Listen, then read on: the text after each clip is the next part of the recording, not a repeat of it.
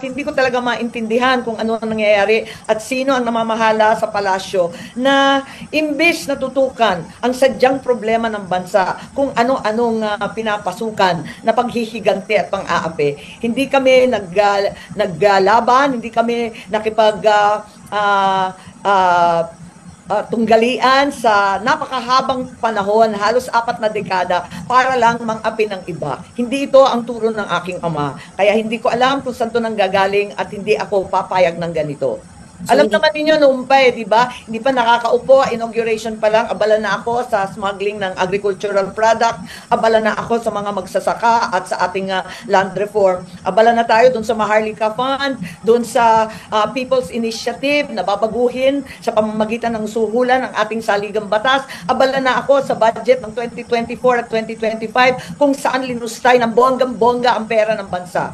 Kaya hindi ito bago at siguro maintindihan na lamang ako na hindi na tama ang landas ng administrasyon na nanghihinayang talaga ako para sa akin. Malaking trahedya sa amin to. so hindi kayo nag-worry na lalong maging mas malayo kayo o magkaroon ng hinanakit sa isa't isa, kayo at ang Pangulo? Walang ganong worries sa inyo, ma'am?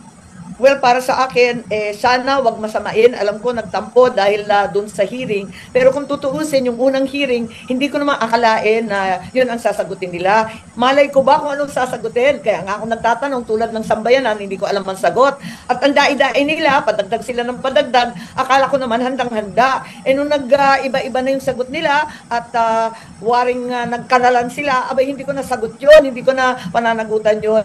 Ang akin lamang, abutin ang katotohanan at iwaksi ang lahat ng hindi tama, labag sa batas, labag sa batas pati ng Diyos dahil sa pang-aapi sa matatanda at may sakit. Ma'am, sorry, last na po talaga on my part. Ma'am, itong endorsement ni VP Sara, given yung inyong standing sa mga surveys ngayon, you think enough para kahit paano maipanalo at maituloy niyo yung second term po ninyo? Ako, hindi masyadong nag-iisip ng politika ngayon Medyo distracted ako.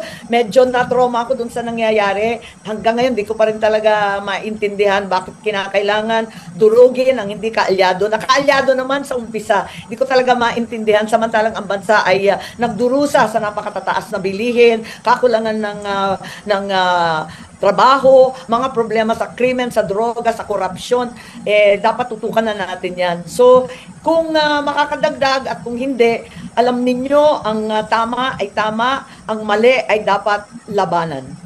Thank you so much, ma'am. Ma'am, si Mean naman po, Corvera, Net25.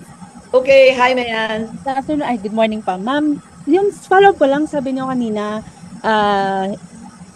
hindi na tama yung landas. Ibig sabihin, yung banat kasi yan dun sa Marcos administration yung poll ads nyo.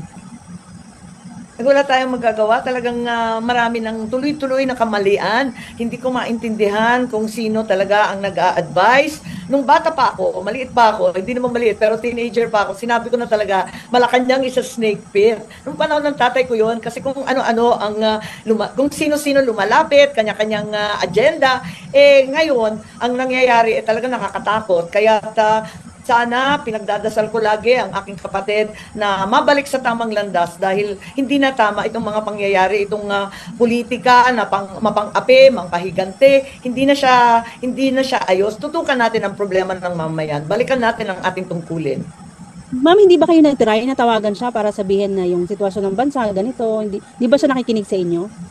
Hindi. Sadly, marami nang nakapaligid at hinaharang talaga ang pag-uusap-usap namin. Malungkot ako dito talaga. Hindi ko pinagmamalaki itong mga pangyayari at sana nabigyan ng solusyon.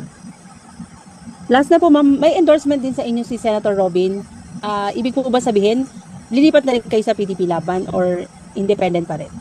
Independent pa rin ako, okay lang. Kung sino mag-endorse sa akin, nagpapasalamat ako. Tuwan-tuwa nga ako kay Senator Robin. Kasi ang bilis niya sabi niya, sige, ready na ako. Pagdating galing sa Hague, talagang nag-shooting na rin kagad.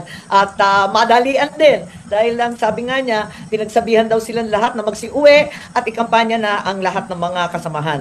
Kaya tuwan-tuwa ako at nagpapasalamat din kay Senator Robin, bonggang-bongga. Nag-enjoy ako sa shoot, pero nakakapagtaka. Nag-iyakan kami dun sa shoot na yun. Hindi ko maintindihan. Hindi ako iyakin. Hindi rin siya iyakin, pero pareho kaming naiiyak sa sitwasyon ng ating bansa. Okay. Salamat po, ma'am. Maraming salamat, Mian. Ma'am Cecil Suerte Filipe po sa Star. Ay, meron pa akong ano. Ma'am, speaking of Senator Robin po, sabi niya parang, di ba nung hearing niyo, sabi niya, hindi ko kayo pinako-contempt, walang utos ni PRRD na i-contempt kayo. Do you, ano po, parang nag-uutos ba sa inyo si PRRD? Di ba it's not supposed to be that way? Wala naman kaming contact kay Presidente Duterte.